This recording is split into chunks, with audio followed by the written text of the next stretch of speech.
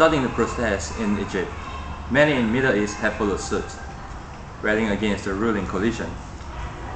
Recently, Libya has followed into Egypt's footsteps, demanding that leader Muammar Gaddafi step down from his position. As of last Sunday, reports have shown that authorities have turned to live ammunitions, which led to the death of at least 24 protesters. What was expected to be a peaceful demonstration have turned violent. Although authorities have denied any involvement with the firing of ammunitions against demonstrators, live footage and internal information have clearly stated otherwise. We will now talk to the representative of the two sides regarding this incident. How can the government do this to us? We are only just merely protesting, and now they are just shooting us for no good reason at all. This is unfair. Can you see all my brothers and sisters? They are already dying over there just to protest, and now the government is doing everything it can to just wipe us out so that we will not protest against the Middle East or something like that. Okay, can. I deny killing any protesters for no good reason. This is because the protesters, they pose a threat to the other safety of safety of other civilians. So that is why we have to fire tear gas to sort of wipe out the protesters. Actually, we are not wiping out the protesters because, we have to enforce safety measures. And yes, I promise that the government president will step down.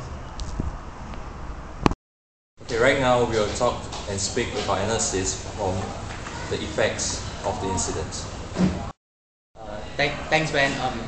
Basically, Libya, which has followed into the protest in a series of uprising against the ruling coalition, against their own government in the recent times, following in the footsteps of other Middle Eastern countries. This has led to a decrease in oil exports.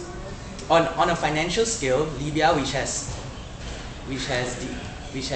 been facing financial crisis and has terminated its nuclear program in recent years, will be facing much more will be in a worse sanction because the number of oil exports due to safety hazards would be decreased dramatically.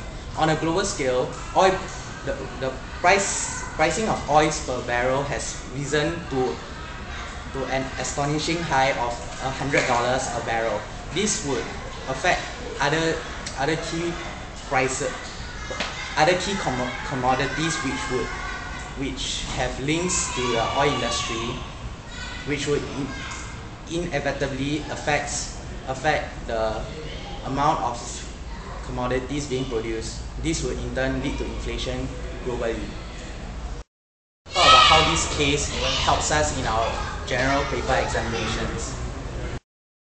Okay, so basically this incident let us see both sides of the coin, broadens our view so that we have more points to make for ourselves and then when we're doing the rebuttal.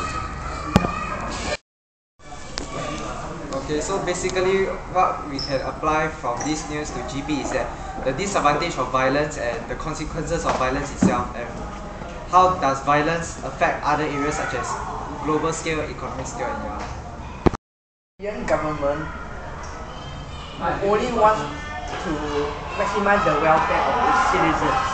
It does not want to discriminate any form of race or religion. We are being fair in clamping down on the protesters. Wait, say again. How it helps in GP is that it increases our knowledge of the news around the world every day. And yeah, now it's one of the most important highlights of the world today. In recent years, the number of conflicts among countries has increased, and the coverage of these conflicts has increased because of globalization. And how it helps in GP is that it will help us to increase our breadth of what we can write about. And also, because the coverage is quite extensive, we can also increase our depth of how we write our essay, and we can write more deep.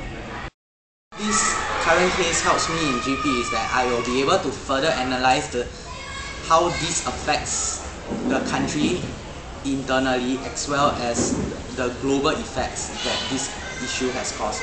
This will therefore help me in GP because I will be able to balance whatever that I've learned and ensure that I will be able to make crucial points in the essay that will analyze the things on different scales instead of just on a minor scale.